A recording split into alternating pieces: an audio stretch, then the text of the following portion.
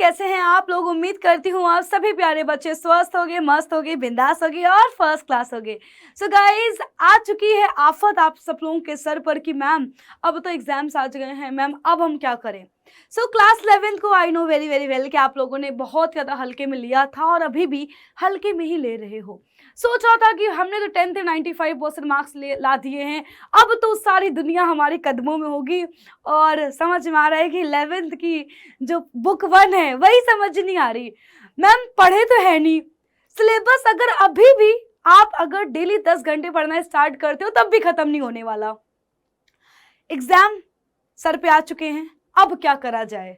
So guys don't worry, और सिर्फ एक ही बात बोलूंगी कि अगर अब आपको लग रहा है कि नहीं मैं हार्डवर्क करूंगा, मैं 10 घंटे पढ़ाई करूंगा, मैं ऐसी तैसी कर दूंगा, हर एक मिनट सिर्फ और सिर्फ अगर आप किताबों के आगे बैठे भी रहेंगे ना, तब भी बच्चों आप शायद है कि पूरा सिलेबस खत्म नहीं कर पाएंगे। तो मैम अब क्या करें। सो गाइज नाउ बनना होगा आप सभी को वो वाला खरगोश जो सोएगा नहीं, है ना। कछुए होंगे जो लगातार अपनी चाल से चल रहे होंगे, पर आप अब सो चुके हो, अब जाग जाओ और अब भी आप क्या करेंगे, अपनी रफ्तार को पकड़ करके उस कछुए को हरा सकते हैं। क्योंकि बच्चों मैं लेकर के आ गई हूं आप सभी के लिए टॉपर का secret. Yes, so guys toppers का सीक्रेट क्या है। टॉपर्स का सीक्रेट नहीं है एक्चुअली, ये वो सवाल हैं जो आपको टॉपर बना देंगे। सो बच्चों आज की इस वीडियो में बात करने वाली हूं कंप्लीट फिजिक्स की। यस बच्चों, क्लास 11th कंप्लीट फिजिक्स के वो प्रश्न जो आपको तैयार कर लेने हैं और इससे बाहर आपको पेपर नहीं मिलने वाला। चैप्टर वाइज मैं आपको देने वाली हूं सारे सवाल, क्योंकि सिलेबस है कम और सिलेबस से ज्यादा टाइम है कम, एग्जाम है सर पर और समझ नहीं आ रहा है कि कहां से पढ़ें, कितना पढ़ना चाहिए, कौन सा सवाल याद करना चाहिए, कौन सा न्यूमेरिकल करें, कौन सा टॉपिक छोड़े, कौन सा टॉपिक पढ़ें। इन सारे बच्चों क्वेश्चंस का सॉल्यूशन है ये वीडियो। सो क्या आप लोग रेडी हैं? Are you guys excited? Are you guys excited? So guys मैं आप सभी के सामने जारी करने वाली हूं क्लास 11th के वायरल प्रश्न जो कि आपको पेपर में करवाएंगे टॉप। क्या पढ़ना है, कितना पढ़ना है बच्चों, क्या पढ़ना है, इसका आंसर आज की क्लास में मिलेगा। कितना पढ़ना है उसका आंसर भी आपको क्लास में मिलेगा। तो जितना मैं बताने वाली हूं उतना ही पढ़ना है, उतने ही प्रश्नों को तैयार करना है। सो बिना समय को गंवाए हुए स्टार्ट करते हैं बच्चों आज की इस क्लास को। सो बस लेकिन एक ही वादा चाहिए आप सभी से कि बस इतना आप लोग तैयार कर लेंगे। अगर आप इतना तैयार करने के लिए रेडी हैं, अगर इतना पढ़ने के लिए आप रेडी हैं तो ही इस वीडियो को देखिएगा, वरना बेटा जी कोई सेंस नहीं है। अब फिर वही चीज़ है कि आप वीडियो देखोगे भूल जाओगे। जब तक आप सीरियसली इन प्रश्नों को तैयार नहीं करते हैं तब तक बेटा इस लेक्चर को देखने का भी कोई मतलब नहीं है।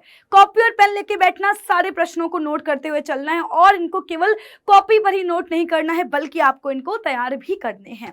सो स्टार्ट करते हैं बच्चों। सबसे पहला चैप्टर है मात्रक और मापन। सो मात्रक एवं मापन में हमें क्या क्या तैयार करना है। मात्रक एवं मापन से बेटा आपसे पूछा जाएगा मूल इकाइयां और व्युत्पन्न इकाइयों में अंतर क्या होता है। बहुत ही बेसिक सा क्वेश्चन है। भौतिक राशियों को परिभाषित करिए। अलग अलग भौतिक राशियों की परिभाषा पूछी जा सकती है। एसआई प्रणाली क्या है, इसके बारे में 4 विशेषताएं पूछी जा सकती हैं। बेटा जी एक्यूरेसी और शुद्धता में क्या अंतर होता है, ये आपसे पूछा जा सकता है। सार्थक अंक क्या है, सार्थक अंक को ज्ञात करने के लिए 2-4 क्वेश्चन पूछे जा सकते हैं। विमीय विश्लेषण बेटा सबसे ज्यादा इंपॉर्टेंट कि विमीय विश्लेषण पर आपको सवाल दिए जा सकते हैं जिसमें आपको अलग अलग भौतिक राशियों के डायमेंशनल फॉर्मूलाज ज्ञात करने होंगे। Last and very very important विमीय समीकरणों के अनुप्रयोग। बच्चों विमीय समीकरण के अनुप्रयोग आप सभी को तैयार होने ही चाहिए। अगला आता है बेटा हमारा नेक्स्ट चैप्टर जिसका नाम है सरल रेखा में गति, यानी कि बच्चों motion in a straight line 1D motion. इसके अंतर्गत क्या क्या आएगा। सबसे पहले बेटा विस्थापन और दूरी में अंतर, बहुत बार पूछा गया सवाल। बहुत बार यहां से न्यूमेरिकल भी बनता है। एक समान गति असमान गति में अंतर लिखिए और इसी के साथ साथ आपको एक सवाल दे सकता है जो कि न्यूमेरिकल होगा। गति के तीनों समीकरणों को आपको प्रूव करना आना चाहिए। बेटा मोस्ट इंपॉर्टेंट चीज है ग्राफीय मेथड, यानी बच्चों अगर आपको ग्राफ से जो है सिद्ध करना नहीं आता है तो आप ये मान लीजिए कि आप अपने पेपर में एक सवाल जो है नहीं करके आ पाएंगे, क्योंकि ये पूछा ही पूछा जाता है। वेग समय ग्राफ बना करके क्षेत्रफल को निकालना आपको आना चाहिए क्योंकि बच्चों ये पूछा ही पूछा जाता है। एवरेज वेलोसिटी और एवरेज स्पीड में क्या अंतर होता है बेटा, ये काफी जो है इंपॉर्टेंट क्वेश्चन है। एक समान त्वरित गति के लिए बच्चों क्या पूछ लेगा आपसे, कोई न्यूमेरिकल पूछ लेगा।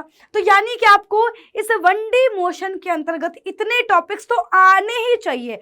यहां से बेटा आपको सवाल मिलेंगे ही मिलेंगे। आगे बच्चों बात करते हैं हमारे अगले चैप्टर जिसका नाम है समतल में गति। समतल में गति में सबसे पहले शुरुआत होगी वेक्टर से। तो सदिश और अदिश राशियों में अंतर क्या है, सबसे बेसिक सवाल है। दो सदिशों के जोड़ और घटाने का, यहीं पर बेटा गुणा भी आ सकता है, अदिश गुणनफल करने को आ सकता है, सदिश गुणनफल करने के लिए न्यूमेरिकल पूछे जा सकते हैं। इसके बाद बच्चों आते हैं अपने प्रोजेक्टाइल मोशन पर। प्रक्षेप्य गति क्या होती है, प्रक्षेप्य गति के ऊपर आपको डेरिवेशन आने ही आने चाहिए। प्रक्षेप्य गति का जो अगर मैं आपसे बेटा बोलूं तो इसके लिए अपने पास बच्चों क्या क्या है, क्षैतिज परास है, अधिकतम ऊंचाई है ना, और इसके बाद बेटा जो है अपने पास आ जाता है कि भाई उड्डयन काल आ जाएगा। तो यानी कि बच्चों आपके पास टोटल 4 डेरिवेशन है। प्रक्षेप्य का पथ परवलयाकार होता है, सिद्ध करने को वेरी इंपॉर्टेंट है, आता ही आता है। प्रक्षेप्य का पथ परवलयाकार होता है, क्षैतिज परास, उड्डयन काल, अधिकतम ऊंचाई, ये 4 डेरिवेशन आपको आने ही आने चाहिए, नहीं तो बेटा पेपर में सर्वाइव नहीं कर पाएंगे। नेक्स्ट बच्चों, एक समान वृत्तीय गति क्या है, और बेटा एक समान वृत्तीय गति के लिए आपसे यहां पर अलग अलग संबंध पूछे जा सकते हैं। आपसे पूछ सकता है कि रेखीय वेग कोणीय वेग में संबंध स्थापित करिए, रेखीय एक्सेलरेशन, रेखीय त्वरण और जो है कोणीय त्वरण में जो है संबंध स्थापित करिए, कोणीय वेग और आवृत्ति में संबंध स्थापित करिए। राइट, तो यानी कि बच्चों ये हैं वो सवाल जो आपसे पूछे जाते हैं समतल में गति चैप्टर से। आगे बात आती है गति के नियम बेटा चैप्टर, बहुत इंपॉर्टेंट। तो बच्चों गति के नियम से अक्सर पूछे जाने वाले सवालों में सबसे पहले है न्यूटन के तीनों नियम। तो न्यूटन के तीनों नियमों को आपको आना चाहिए कि न्यूटन के तीनों नियम क्या हैं, इन किस नियम से हमें क्या पता चलता है, किस नियम में किस भौतिक राशि के बारे में बात करी है, किस नियम से हम किस भौतिक राशि को ज्ञात कर सकते हैं। बल क्या है, बल कितने प्रकार का होता है, संवेग और बल के मध्य संबंध क्या है जो कि आपको पता भी है। तो संवेग और बल के मध्य संबंध स्थापित करने के लिए बहुत बार सवाल पूछा जाता है। जड़त्व क्या होता है, संवेग संरक्षण का नियम सिद्ध करिए। बच्चों ये काफी इंपॉर्टेंट सवाल है जो कि आपको यहां से मिलता है। घर्षण बल क्या है और घर्षण बल के प्रकार लिखिए, बहुत इंपॉर्टेंट। घर्षण को कम करने की आवश्यकता, घर्षण को कैसे कम कर सकते हैं, वेरी इंपॉर्टेंट सवाल। अभिकेंद्रीय बल और अभिकेंद्रीय त्वरण क्या है, अभिकेंद्रीय बल और अभिकेंद्रीय त्वरण के ऊपर बच्चों आपको जो है फॉर्मूला डिराइव करने के लिए पूछा जा सकता है, और इन सारे सवालों के आंसर आपको मेरे 1 शॉट लेक्चर में मिल जाएंगे। तो यानी कि गति के नियम चैप्टर में बेटा ये आपसे वो सवाल हैं जो पूछे जाते हैं बेटा, ये आपको तैयार होने ही होने चाहिए।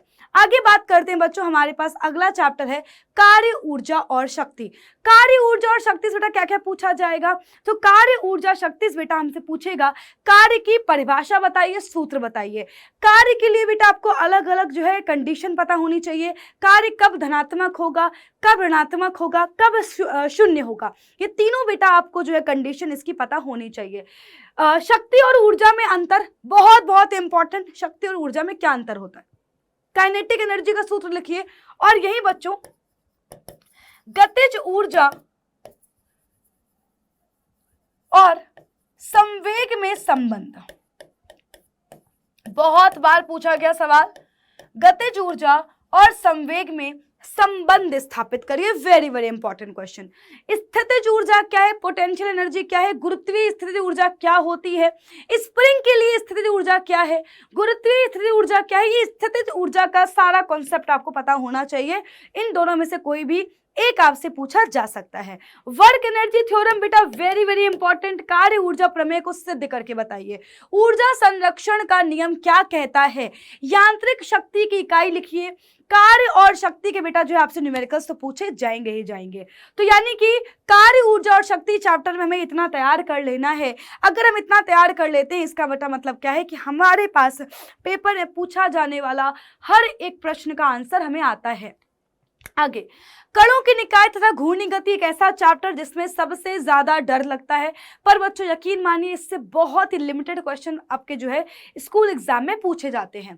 तो बच्चों इसमें सबसे पहले आपको तैयार करना है कि घूर्णन गति और रैखिक गति में अंतर क्या होता है, द्रव्यमान केंद्र की परिभाषा क्या है, द्रव्यमान केंद्र को निकालना आपको आना चाहिए। ठीक है बेटा, ये न्यूमेरिकल बता रही हूँ आपको। टॉर्क क्या होता है, यानी कि बलाघूर्ण क्या होता है, वेरी वेरी इंपॉर्टेंट। कोणीय संवेग क्या होता है, जड़त्व आघूर्ण, और बेटा जो है जड़त्व आघूर्ण का अर्थ क्या है, कोणीय संवेग संरक्षण का सिद्धांत क्या है, जड़त्व आघूर्ण और बेटा जो है आपसे बलाघूर्ण में संबंध भी पूछा जाता है। बहुत ही इंपॉर्टेंट बेटा, लिख लीजिए जड़त्व आघूर्ण तथा बलाघूर्ण में संबंध। बच्चों ये भी बहुत ही ज्यादा बार पूछा गया सवाल है। आगे बेटा हम बात करते हैं हमारी बुक 1 के आखिरी चैप्टर जिसका नाम है गुरुत्वाकर्षण। गुरुत्वाकर्षण में क्या पूछेगा बेटा, गुरुत्वाकर्षण में हमसे पूछा जाएगा न्यूटन का गुरुत्वाकर्षण का सार्वत्रिक नियम लिखिए, जो कि बहुत ही बेसिक है। गुरुत्वीकरण से क्या समझते हैं, स्मॉल जी और कैपिटल जी में क्या अंतर होता है, स्मॉल जी और कैपिटल जी में संबंध क्या होता है। अगर पृथ्वी की बात करी जाए तो पृथ्वी पर स्मॉल जी का मान ज्यादा कहां पर होगा, कम कहां पर होगा। इसी के साथ साथ बेटा स्मॉल जी पर ऊंचाई और गहराई का प्रभाव भी पूछा जाता है। स्मॉल जी पर ऊंचाई तथा गहराई का प्रभाव, क्या इफेक्ट पड़ता है, क्या इंपैक्ट पड़ता है बच्चों, ये भी बहुत बार पूछा जाता है। उपग्रहों की गति पर संक्षिप्त टिप्पणी लिखिए। पलायन वेग किसे कहते हैं, पलायन वेग का सूत्र सिद्ध करिए। और बच्चों मोस्ट इंपॉर्टेंट चीज, केपलर के नियमों का वर्णन। इसमें बच्चों सवाल ऐसे बोल सकता है कि केपलर का नियम किस सिद्धांत पर आधारित है, किस नियम में जो है कोणीय संवेग संरक्षित रहता है। तो यानी कि गुरुत्वाकर्षण चैप्टर से भी अगर हमने इतना तैयार कर लिया तो यानी कि पेपर हमारे हाथ में होगा। सार्वत्रिक नियम, गुरुत्वाकर्षण, स्मॉल जी कैपिटल जी में अंतर और बेटा संबंध, स्मॉल जी पर जो है ऊंचाई, गहराई और आकार का जो है प्रभाव, उपग्रहों की गति, पलायन वेग और केपलर के तीनों नियम। अगर इतना हमें आता होगा तो बेटा जी बुक 1 आपके हाथ में होगी। सो गाइज अगर मैं बात करूं बेटा, इस वीडियो में मैंने आपको बुक 1 के मोस्ट इंपॉर्टेंट जो है कॉन्सेप्ट बताए हैं, क्वेश्चंस बताए हैं। अगर आप चाहते हैं कि मैम आप हमारे लिए एक ऐसी वीडियो लाइए जिसमें बुक 1 और बुक 2 यानी कि कंप्लीट फिजिक्स अगर हो तो बेटा आप मुझे कमेंट करिएगा। क्योंकि बच्चों अगर आपको ये क्लास बहुत अच्छी लगी है तो मैं अब लेकर के आऊंगी बुक 2 के भी मोस्ट इंपॉर्टेंट क्वेश्चंस जो आपके पेपर में पूछे जाते हैं। तो यानी कि अगर आपने अभी तक बुक 1 कंप्लीट कर ली है तो ये मान लीजिए कि आपको बुक 1 के ये सारे क्वेश्चंस आने ही आने चाहिए। प्लस बच्चों अगर आपको नहीं पता है, नहीं पढ़ा है, क्लासेस नहीं मिल रही, तो बेटा हमारे doubt and class 11th Hindi medium channel पर डेली शाम के 7 बजे क्लास होती है। हमने हर एक चैप्टर का 1 शॉट भी किया हुआ है और आगे भी करने वाले हैं। सो गाइज हमारा एक ही उद्देश्य है कि हम हर बच्चे को टॉपर बना पाएं। बस बदले में चाहिए आपकी मेहनत, आपका विश्वास, आपका भरोसा। और बच्चों डेली बस आपको करना कुछ नहीं है, हमारे साथ क्लासेस को अटेंड करना है और इन प्रश्नों को तैयार कर लेना है। सो वीडियो कैसी लगी है कमेंट करके जरूर बताइएगा। बुक 2 की वीडियो कितने लोगों को चाहिए वो भी कमेंट करिएगा। सो गाइज मिलते हैं बहुत जल्दी आपसे, तब तक के लिए बाय बाय, टेक केयर, ख्याल रखिए अपना।